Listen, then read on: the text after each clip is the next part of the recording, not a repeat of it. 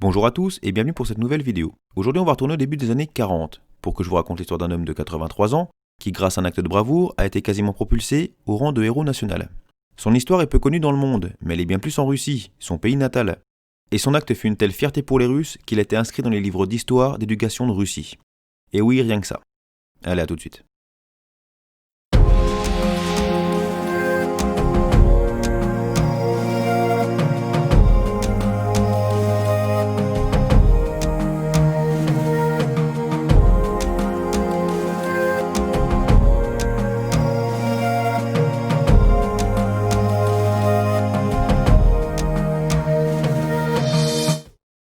Bon, avant toute chose, je ne sais pas comment se prononce exactement le nom et le prénom du personnage principal du récit, donc pas la peine de m'agresser dans les commentaires, car il y a de grandes chances que je le prononce pas bien.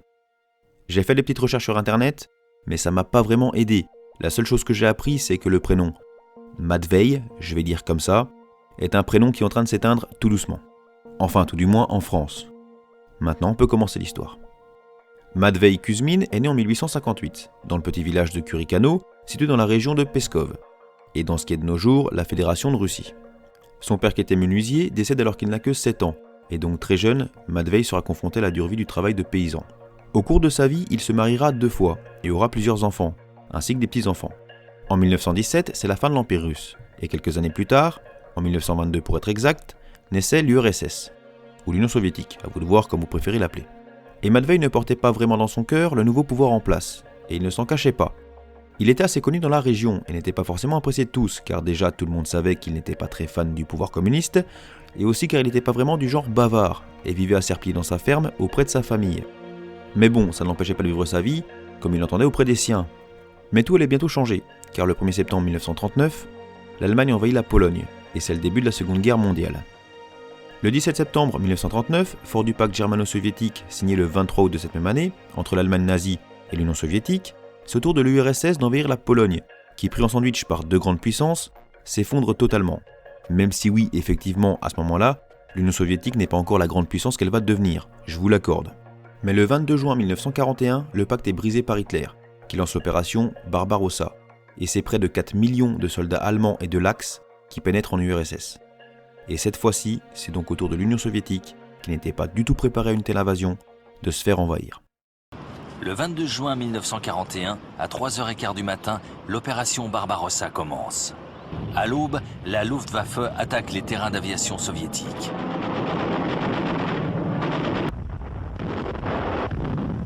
Dans le même temps, les forces au sol montent à l'assaut. Les Panzers s'enfoncent profondément dans le territoire russe. En 2 jours, ils parcourent plus de 80 km vers l'est.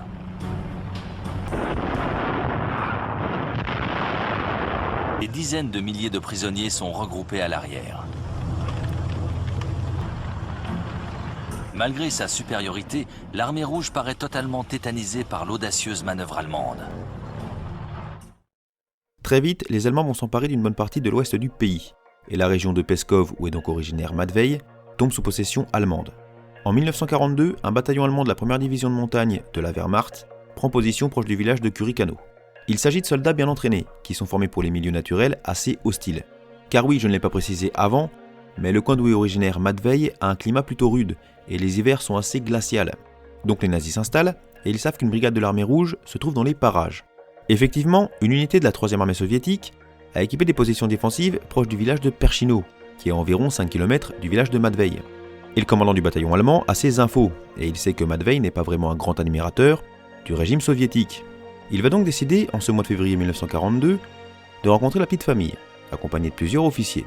Il frappe donc à la porte de la ferme, et on leur ouvre. Au début, ils vont demander au fils de Matvei, un certain Vasily, âgé de 33 ans, de les conduire au camp des soldats de l'armée rouge.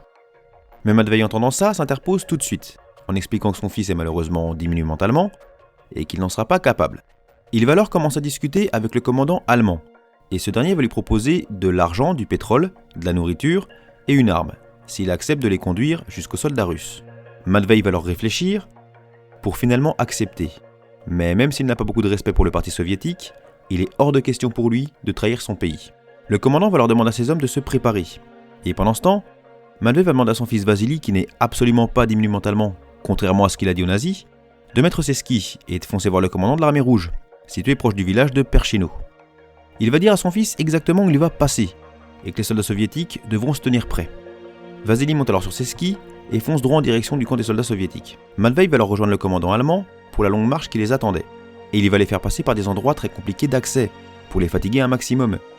Mais les soldats de montagne allemands sont très bien entraînés à ce genre de terrain, peu confortable, et suivent sans trop de peine le vieux Matvei, qui lui, du haut de ses 83 ans, fait le boulot. Le réel but de Matvei, c'est surtout de gagner un max de temps, pour que son fils atteigne les soldats soviétiques et qu'ils aient le temps de se préparer au combat. Vassili atteint enfin le camp russe, et demande tout de suite à parler au commandant. Il lui explique la situation, et après une brève entrevue avec ses officiers, le commandant décide de mettre en place une embuscade, et se rapproche du village de Malkino, où Matvei doit passer pour terminer son périple. Donc les soldats soviétiques menés par leur commandant foncent à l'endroit choisi et installent les mitrailleuses qu'ils camouflent. Les soldats se posent au sol, fusil en main, puis plus un bruit. Ils n'attendent qu'une chose, l'ennemi, et l'ordre de l'officier qui leur dira d'ouvrir le feu. Les minutes passent, elles sont longues, quand soudain ils apparaissent. Matvei accompagné de ses nouveaux amis, qui marchent droit dans leur direction. La pression est à son comble, mais ils attendent sans broncher et sans un bruit. Jusqu'au moment fatidique, où les Allemands sont pile poil à l'endroit donné, et ne se doutent de rien. Les mitrailleuses et fusils russes sont braqués sur eux. Il n'y a plus qu'à presser la détente. Le seul problème, c'est que Matvei mène la marche, à côté de certains officiers à l'avant du peloton. Il a 83 ans et ne pourra pas s'enfuir. Mais pas le choix, c'est maintenant ou jamais. Et l'officier soviétique hurle d'ouvrir le feu. Les balles fusent, s'attirent de partout, les Allemands ne comprennent rien à ce qui se passe. Et ils tombent comme des mouches, les uns derrière les autres. Certains jettent au sol, mais ils sont en position très peu confortable, et il n'y a presque aucun endroit où se mettre à couvert. Matvei, lui, restera debout, et se retournera pour regarder les officiers allemands à côté de lui. L'un des officiers qui s'était plaqué au sol comprendra tout de suite que Matvei leur a tendu un piège, et qu'ils se sont jetés droit dans la gueule du loup en le suivant. Et malheureusement pour eux, ses mâchoires sont en train de se refermer, et c'est un carnage total. L'officier dégainera alors son arme, visant Matvei, et lui tirera une balle en pleine tête, ou suivant d'autres sources, il l'abattra de 2 balles dans le corps. Quoi qu'il en soit, Matvei sera tué sur le coup. Il savait très bien qu'en emmenant les nazis à leur propre mort, il se condamnait lui-même. Mais pour sauver son fils et par amour pour sa patrie, il a décidé que sa vie s'arrêterait en ce jour de février 1939. Quant aux soldats allemands pris au piège, la grande majorité sera tuée ou capturée. Matvei sera enterré proche de sa ferme quelques jours après, avec les honneurs militaires. Puis la guerre continuera, et l'histoire de Matvei fera son chemin. Une statue de lui serait érigée dans une des stations de métro de Moscou, peu de temps après sa mort en 1943. Et en 1965, lors du 20e anniversaire de la victoire de l'URSS sur l'Allemagne nazie, il est fait héros de l'Union soviétique, à titre posthume. Il s'agit du plus haut titre honorifique et du degré suprême de distinction de l'Union soviétique. Un monument serait érigé en son nom à l'endroit où il a été abattu, en ce mois de février 1942. Et ce qu'il reste de son corps sera transféré au cimetière de Velikaï Luki, ou du moins je suppose que ça s'appelle un peu comme ça. Son histoire sera rapportée par l'écrivain et journaliste Boris Polvoy.